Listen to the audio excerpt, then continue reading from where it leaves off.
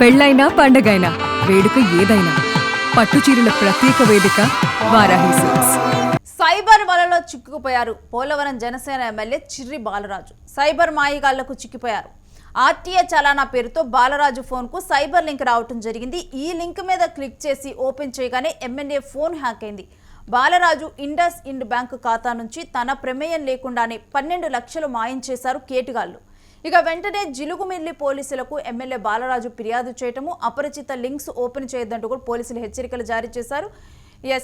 మనం గనక చూస్తే మన ఫోన్కి కానీ వాట్సాప్కి కానీ అనేక రకాల నోటిఫికేషన్లు వస్తాయి. వాటిలో కూడా మనం చూస్తే కనుక ఎక్కువగా కూడా బ్యాంకు ఖాతాలు కానీ పిన్ కోడ్లు కానీ ఇవన్నీ ఎవరికి చెప్పొద్దంటూ కూడా చెప్తూ ఉన్నారు. కానీ పిన్లు కానీ అంశాలు కానీ కాకపోతే వీళ్ళు ఏంటంటే ఎప్పటికప్పుడు కూడా ఈ సైబర్ నరగాలు కొత్త కొత్త అంశాలను తీసుకొని వస్తూ ఉన్నారు తెర మీదకి.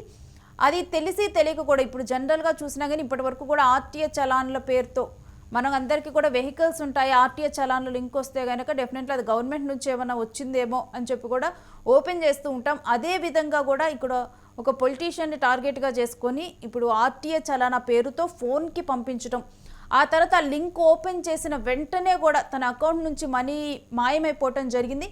సో నార్మల్ పీపుల్ కానీ మిగిలిన వాళ్ళందరూ కూడా చాలా జాగ్రత్తగా ఉండాలి. యూటీవీ ద్వారానైతే ఈ అవేర్నెస్ని మేము క్రియేట్ చేస్తూ ఉన్నాము. ఎందుకంటే వన్స్ ఈ స్కామ్ జరిగితే కనుక చాలా మందికి కూడా ఇదే స్కామ్ కూడా వెళ్ళే ఛాన్స్ ఉంటుంది. అందుకని డెఫినెట్గా కూడా మీరు కేర్ చేసే వాళ్ళకి కానీ మీ చుట్టుపక్కల ఉన్న వాళ్ళందరికీ కూడా ఈ న్యూస్ లింక్ అనేది షేర్ చేస్తే కనుక వాళ్ళు కూడా జాగ్రత్తగా ఉంటారు. ఎందుకంటే మన ఇళ్లలో అందరి దగ్గర కూడా వాహనాలు ఉంటాయి. గవర్నమెంట్ నుంచి ఇలాంటి మెసేజెస్ వస్తాయని కూడా మనం ఓపెన్ చేస్తూ ఉన్నటువంటి పరిస్థితులు అయితే మనకి కనిపిస్తూ ఉంటాయి. మరి అసలు అంటే ఏ విధంగా ఈ మోసం జరిగింది, ఈ ఫ్రాడ్కి సంబంధించిన డీటెయిల్స్ మా ప్రతినిధి అడిగి తెలుసుకుందాం.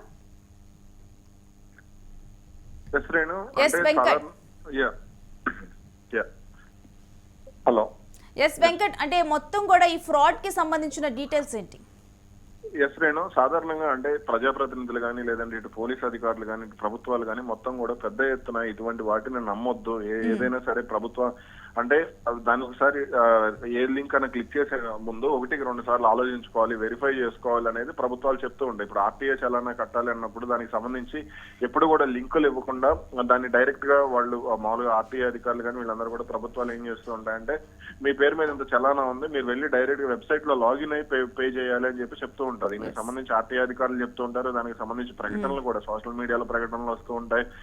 అదేవిధంగా మన ఫోన్లకు కూడా మెసేజ్లు వస్తూ ఉంటాయి, ట్రాయ్ నుంచి మెసేజ్ వస్తూ ఉంటాయి. అదేవిధంగా ఈ గిఫ్ట్ వోచర్లు కానీ లేదంటే ఏపీఎన్ లింకులు కానీ ఇలా కొన్ని మామూలుగా కేంద్ర ప్రభుత్వ పథకాలకు సంబంధించి అదేవిధంగా రాష్ట్ర ప్రభుత్వం అందించేటువంటి పథకాలు ఇప్పుడు ఏదైతే అన్నదాత సుఖీభావో లేదంటే ఈ తల్లికి వందనం అని ఇట్లా కొన్ని కార్యక్రమాలు ఉన్నాయి. వీటికి సంబంధించి నమోదు చేసుకోవాలి, ఈ కేవైసీ చేయాలి, లేదంటే మీ ఆధార్ కార్డ్ ఈ కేవైసీ చేయాలనే దానికి సంబంధించి అనేక లింకులు కూడా మనం చూస్తూ ఉంటాం. అయితే దీనికి సంబంధించి ప్రభుత్వాలు ఎన్నో సందర్భాల్లో హెచ్చరించాయి. అయినా సరే అంటే సాధారణంగా ప్రజాప్రతినిధులు అన్నప్పుడు వేరే వాళ్ళకి అవగాహన కలిగించే విధంగా ఉండాలి. కానీ ఇక్కడ జనసేన ఎమ్మెల్యే చిర్రి బాలరాజు ఏకంగా వాళ్ళలోనే పడటం అనేది ఆశ్చర్యం కలిగించింది. ఆర్టీఏ చలానా పేరుతో ఆయనకు వచ్చినటువంటి లింక్ ఏదైతే ఉందో ఆ లింక్ లో ఆయన లింక్స్ ని క్లిక్ చేయడం, అది ఏకంగా అది యాప్ డౌన్లోడ్ అయిపోవడం, యాప్ డౌన్లోడ్ అయిన వెంటనే ఆయనకు ఉన్నటువంటి జీలుగుమిల్లి బ్యాంక్ లో ఇండస్ ఇండ్ బ్యాంక్ లో ఉన్నటువంటి 12 లక్షల రూపాయలు మాయమైపోవడం జరిగింది. దీంతో వెంటనే ఆయన వెళ్లి జీలుగుమిల్లి పోలీసులు కూడా ఫిర్యాదు చేశారు. అటు జీలుగుమిల్లి పోలీసులు కేసు నమోదు చేసి దీనికి సంబంధించి పూర్తి స్థాయిలో దర్యాప్తు మొదలు పెట్టారు. అంటే ఆ యాప్ ఐపీ అడ్రస్ నుంచి ఆ లింక్ వచ్చింది ఏంటి అనే దానికి సంబంధించి, అదేవిధంగా లింక్ క్లిక్ చేసినప్పుడు అది ఎక్కడికి వెళ్ళింది, అది ఎటు డైరెక్ట్ చేసింది అనే దానికి సంబంధించి కూడా పోలీసులు ఆరాధిస్తున్నారు. ఇప్పటికే ఆ యాప్ లొకేషన్ కి సంబంధించి కూడా ఇతర సైబర్ నిపుణులతో కూడా సంప్రదింపులు జరుపుతున్నట్టుగా కూడా తెలుస్తుంది. అయితే ఇక్కడ చిర్రి బాలరాజు అలాగే అంటే ఈ లింక్ ఎంతమందికి వచ్చింది, అక్కడ ఎమ్మెల్యే ఆఫీస్ లో సాధారణంగా ఎమ్మెల్యేలు ఇట్లా వీళ్ళ దగ్గర కొంత డబ్బున్న వాళ్ళ దగ్గర కొంత డబ్బు ఈ అకౌంట్ లో వీళ్ళు పెట్టుకునేటువంటి పరిస్థితి ఉంది. ఇప్పుడు ఏకంగా 12 లక్షలు పెట్టుకున్నారు. ఇటీవల కూడా మనం చూస్తే సిబిఐ మాజీ జేడీ ఎవరైతే లక్ష్మీనారాయణ భార్య కూడా ఇలాగే వల్ల పడినటువంటి పరిస్థితి ఉంది స్టాక్ మార్కెట్ పేరుతో. కాబట్టి దీనికి సంబంధించి అంటే పూర్తి స్థాయిలో ఎమ్మెల్యేని కూడా పోలీసులు విచారించి అసలు ఏం జరిగింది ఏంటనే దానికి సంబంధించి ఇప్పటికీ ఆయన ఫోన్ కూడా వాళ్ళు తీసుకున్నట్టుగా కూడా తెలుస్తుంది. అయితే అటు ఎమ్మెల్యే మాత్రం తాను ఏమీ చేయలేదు, కేవలం ఆ లింక్ మాత్రమే క్లిక్ చేశాను, ఓటీపీలు ఎటువంటి ఎంటర్ చేయలేదని చెప్పినట్టుగా కూడా తెలుస్తుంది. అంటే వెంకట్, మనం చూస్తే కనుక కనీసం ఓటీపీ ఎంటర్ చేయలేదు, ఏమి చేయలేదు, జస్ట్ ఆ లింక్ క్లిక్ చేసినందుకే మనీ పోయినటువంటి పరిస్థితిని మనం చూస్తూ ఉన్నాము.